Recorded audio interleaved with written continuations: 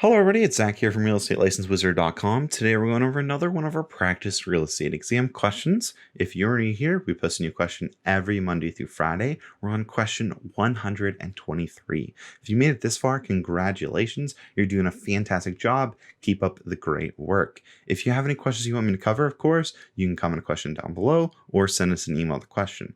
This whole experience has been such a fantastic study experience.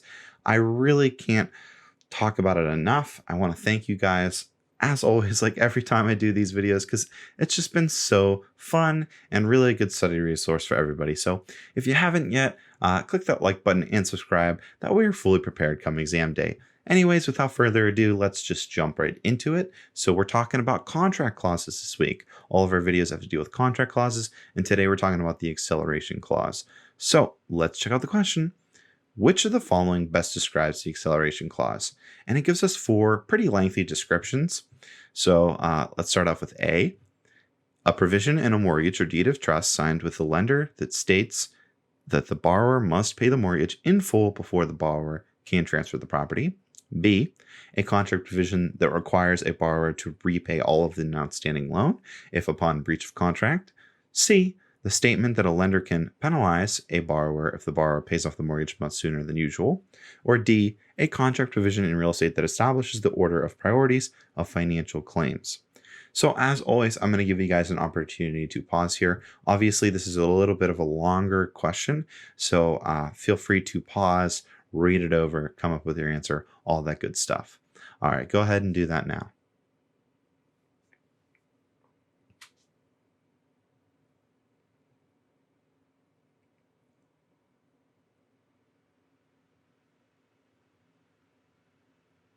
Okay, hopefully you guys are ready. If not, feel free to pause and just, read it over again. I know this one's a little bit of a longer one, so don't be afraid to do that. All right, so without further ado, what's our answer? Our answer for this one is B.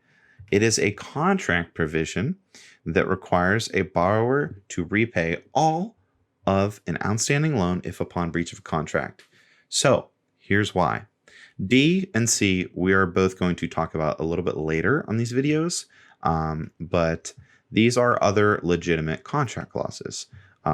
D's a contract provision in real estate that establishes order of priorities of financial claims. That's totally a legitimate one. C, of course, the same thing. The statement that a lender can penalize a borrower. That's actually going to be prepayment penalty clauses, which we're going to talk about a little bit later. But the one that I see is most mixed up on this one is A. Some people are like, oh, well, a provision in a mortgage or deed of trust signed with the lender that states the borrower must pay the mortgage in full before the borrower can transfer property.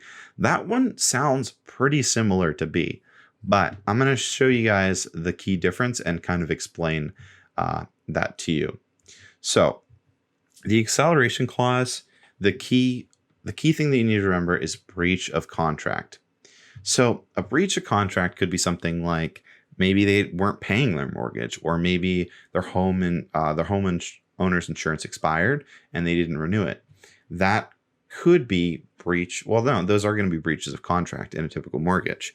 And that's when the acceleration clause comes up. If they breach the contract, well, guess what? They owe whatever amount is left on the loan.